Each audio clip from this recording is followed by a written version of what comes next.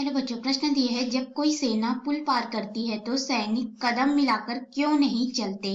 तो हम लोग इस प्रश्न का यहाँ पे उत्तर देंगे और देखेंगे कि यह जो सैनिक होते हैं ये क्यों कदम ताल करके नहीं चलते। लेकिन उससे पहले हम लोग यहाँ पे मुख्य अवधारणा देखेंगे जिसके आधार पे इस प्रश्न का उत्तर देंगे। तो मुख्य अवधारणा के अंतर्गत हम लोग यहाँ पे सबसे पहले ये जानेंगे कि अनुनाद यानी कि जो रेजोनेंस होता है ये क्या होता है। ठीक है, तो अनुनाद का अर्थ होता है कोई भी दो आवृत्ति एक समान बिहेव करे यानी कि एक समान हो जाए। कहने का मतलब हमारे पास अनुनाद क्या होगा, तो अनुनाद हम लोग उस स्थिति को कहेंगे जब आवर्ती बल की जो आवृत्ति होगी इसे अगर हम लोग एफ आर के रूप में दर्शा दे, ठीक है, कि आवृत्ति जो होगी वह वस्तु की जो स्वाभाविक आवृत्ति के बराबर हो जाएगी। तो वस्तु की स्वाभाविक आवृत्ति को हम लोग एफ एस के रूप में दर्शा देते हैं, फ्रीक्वेंसी ऑफ सेल्फ या फिर फ्रीक्वेंसी ऑफ जो हमारा ऑब्जेक्ट होगा उसका। ठीक है, तो वस्तु की स्वाभाविक आवृत्ति के बराबर होती है तो दोलन का जो आयाम होता है यहाँ पे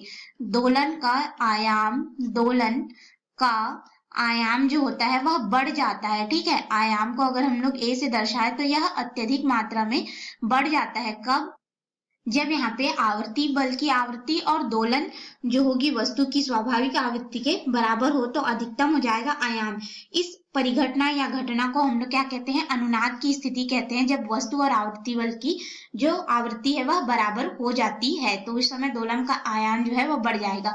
अब इस अनुनाद के आधार पे हम लोग मुख्य प्रश्न में आते हैं। तो हमें बोला गया कि जब कोई सैनिक जो है पुल पार करती है तो सैनिक कदम मिलाकर क्यों नहीं चलते हैं। तो वे कदम मिलाकर क्यों नहीं चलते हैं, तो अनुनाद के कारण वो नहीं चलते हैं।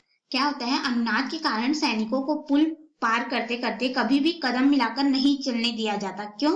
क्योंकि सैनिक के कदम मारने की जो आवृत्ति होगी, ठीक है, इसे अगर हम लोग यहाँ पे एफ से दर्शा दे, ठीक है, या फिर एफ डी के रूप में दर्शा दे तो यह पुल की स्वाभाविक आवृत्ति के बराबर हो जाएगा। पुल की स्वाभाविक आवृत्ति को एफ बी के रूप में दर्शा देते हैं, ब्रिज की जो आवृत्ति होगी, ठीक है, इसके बराबर हो जाए तो पुल बहुत बड़े आयाम से क्या करेगा, कंपन करने लगेगा। ठीक है, आयाम ए से ये क्या करने लगेगा, अत्यधिक आयाम से कंपन करने लगेगा। क्या कंपन करने लगेगा, पुल जो है। ठीक है, तो पुल अधिक आयाम से कंपन करने लगेगा जिसके कारण क्या हो जाएगा, पुल के गिरने का खतरा उत्पन्न हो जाएगा। ठीक है, पुल टूट सकता है।